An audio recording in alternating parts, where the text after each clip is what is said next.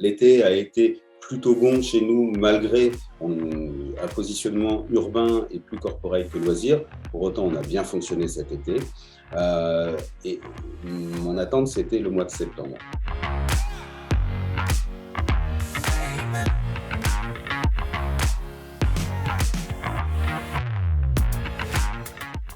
Bonjour Vincent, Bonjour Angalis. est-ce que tu peux nous parler un petit peu des dernières actualités, notamment en cette sortie de crise Covid? Vous avez amorcé des discussions avec vos bailleurs. Alors, comment tout ça s'est passé de votre côté? Nous, à Part City, on a la particularité d'avoir 9000 copropriétaires, en fait. 9000 propriétaires qui représentent à peu près 13 000 appartements en gestion à Part City.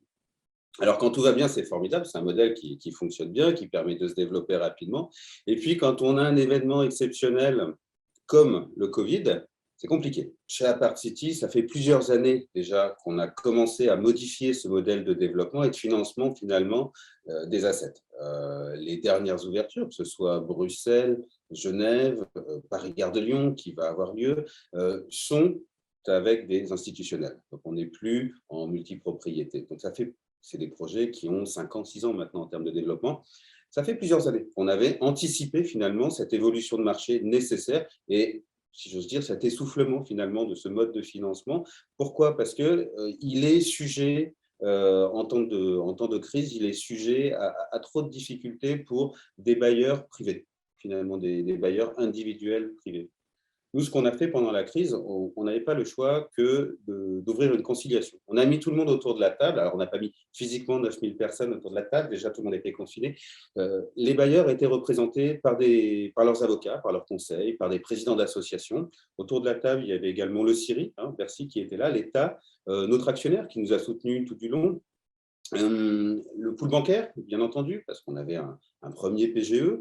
Et finalement, tout ce monde représentait les créanciers d'Apart City. Et on a discuté pour expliquer effectivement notre business model, comment ça fonctionne, quel est l'impact et pourquoi on devait tous faire des efforts pour la survie de l'entreprise. Parce qu'effectivement, pour ces investisseurs, le pire, c'est que le gestionnaire s'effondre. Et pour leur investissement, c'est ce qui pourrait être le plus mauvais. Pour autant, ça fait plaisir à personne de ne pas payer un loyer et de ne pas le percevoir. Pour nous, c'est terrible en tant que gestionnaire de dire à 9000 bailleurs, je ne vais pas pouvoir vous payer. Et en termes d'image, c'est terrible, en termes de réputation, c'est terrible. Et surtout, l'entreprise était rentable, tout allait bien, et on a dû tout arrêter. On a trouvé un accord, un deal global en fin d'année 2020, qu'on a soumis au vote individuel de chacun des bailleurs. Et on a eu un très fort soutien, plus de 80% de soutien. Et suite à ça, on a ouvert une procédure de sauvegarde qui était prévue pour pouvoir finalement acter juridiquement l'ensemble des accords qu'on avait trouvés. Et rien d'autre. Simplement pouvoir valider l'ensemble des accords qui avaient été trouvés. Cette sauvegarde a eu lieu en 6 mois, donc c'est assez rapide quand même. On a pu démontrer au tribunal de commerce la capacité de l'entreprise à honorer l'ensemble de ses engagements et son remboursement des dettes. On est sorti de sauvegarde le 14 septembre en ayant tenu tous nos engagements. Et plus de 90% des créanciers ont validé le plan de sauvegarde. Voilà. Donc, je profite de la tribune pour remercier tout le monde et un grand merci à nos bailleurs avant tout, parce que c'est grâce à eux. C'est eux qui ont initié finalement le premier effort financier très important, c'est plus de 40 millions d'euros entre les abandons, les reports. Donc c'est colossal. Suite à ça, l'État nous a soutenus, les banques ont joué le jeu, notre actionnaire, bien entendu, a été au rendez-vous. Et finalement, c'est tout ce cheminement vertueux, mais pour y arriver, il a fallu beaucoup de discussions, beaucoup d'échanges. Il a fallu vulgariser beaucoup de choses qui sont extrêmement professionnelles. Enfin, je veux dire, que ce soit un appart-hôtel ou un hôtel, c'est un fonctionnement spécifique, particulier, et qui peut être un petit peu compliqué en approche pour quelqu'un qui n'est pas du métier. Donc, on a fait tout ce travail, et un grand merci à tous, finalement, d'avoir soutenu l'entreprise, parce que on en est sorti et on est en capacité, c'est ce qui est très important, on est en capacité de repartir. Donc là, maintenant, vous êtes en capacité de poser votre regard sur l'horizon et de pouvoir déployer une stratégie. Tu peux nous en parler un petit peu? En termes de développement, oui, nous sommes maintenant en capacité de reprendre notre développement. On a démontré la résilience du produit. Bien entendu, l'effort financier il a été conséquent de la part de nos créanciers. Le modèle de développement, il doit se faire avec des institutionnels, bien entendu. Le modèle de vente à la découpe a fait son temps, c'est une évidence, et ça fait plusieurs années qu'on le sait. Donc maintenant, il s'agit de redévelopper la marque Apart City, de reprendre la croissance à travers un produit plutôt milieu de gamme et économique. Je pense que c'est ce qui nous a sauvés également pendant cette crise.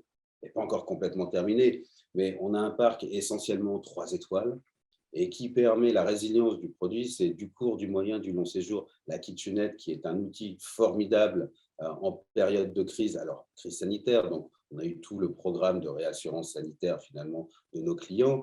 En termes de crise économique, parce qu'on le sait, les déplacements, voyages d'affaires, c'est les premiers postes un petit peu en entreprise sur lesquels on va raboter un petit peu les dépenses en période difficile. La kitchenette, c'est presque 30% d'économie sur un budget déplacement.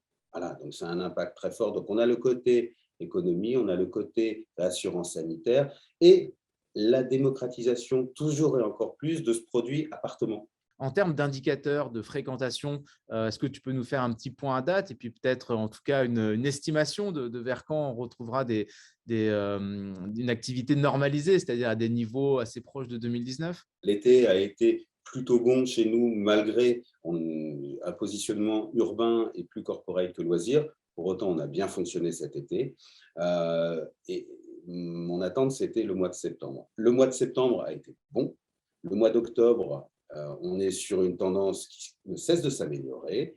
Le carnet de commandes pour le mois de novembre est plutôt bien rempli. Donc, finalement, je suis assez confiant. Alors, il y a 4 semaines, j'aurais été un peu moins optimiste. Donc, ça fait du bien.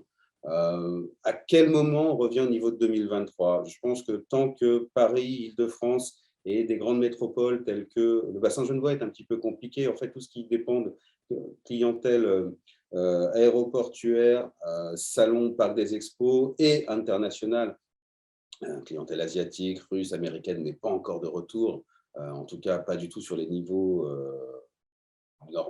normatif, on va dire. Là, on n'y est pas encore. Nous, à Apart City, c'est 70% de clientèle domestique. Donc, l'impact, finalement, est moins fort par l'absence de cette clientèle. Je pense que 2023, forcément, tout le monde se dit qu'on sera au niveau de 2019. Peut-être on y arrivera plus tôt, on verra, l'avenir nous le dira. Mais la reprise est là, l'activité est bonne. Comment ça se passe de votre côté, cette reprise? Ça n'a pas été trop dur? Ça reste un métier passion, quoi qu'on en dise. Il faut aimer ce mouvement, il faut aimer le sens de l'accueil. Comment on fait pour continuer à garder notre staff et à pouvoir recruter? Nous, on a à peu près 15% finalement des postes à pourvoir sur les opérations. C'est énorme.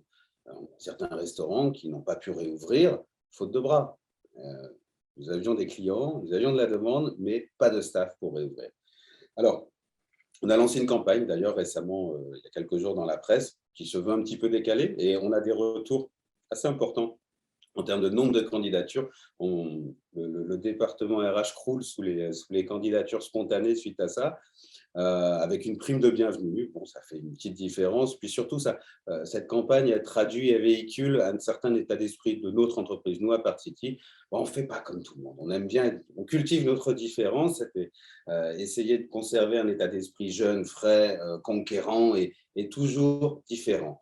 Alors, on a entendu des propositions de corporations, plus 7, plus 8% sur les salaires minimums, un 13e mois. Il y a beaucoup de choses il y aura des accords de branche probablement qui vont voir le jour. Je pense que des aménagements sur le travail, week-end, etc., ça va dans le sens de l'histoire. De toute façon, on a connu le passage aux 39 heures, puis aux 35 heures. Bon, on ne peut pas aller contre, c'est un phénomène de société. Je crois beaucoup au côté intrapreneur finalement, et c'est des choses que l'on est en train de mettre en place dans l'entreprise pour 2022, à savoir partager des profits qui vont au-delà des objectifs, avec des clés de répartition assez avantageuses finalement pour nos collaborateurs, entre nous l'entreprise et eux les collaborateurs, et que chacun de la femme de ménage, l'employé petit déjeuner, nos réceptionnistes, au directeur ou la directrice de l'établissement, puissent percevoir eux-mêmes une partie de ces profits qui sont en dépassement des objectifs. Et je crois beaucoup à ce modèle-là parce que ça laisse libre cours à la libre entreprise de chacun. Ça permet de fédérer aussi des équipes sur des établissements et ça permet de fidéliser tout au long de l'année également notre staff. Donc, c'est quelque chose qu'on est en train de discuter avec les partenaires sociaux pour mettre en place cette politique de variables, de revenus variables forte, importante, auquel je crois beaucoup. En plus, bien entendu, des avantages qu'on a déjà chez nous, les couvertures sociales qui sont extrêmement bonnes, cet état d'esprit dans l'entreprise, tout ce qui fait finalement le sel d'Apartiti, il faut lui ajouter un aspect financier plus fort pour nos collaborateurs. Voilà, c'est ce vers quoi on tend dès 2022.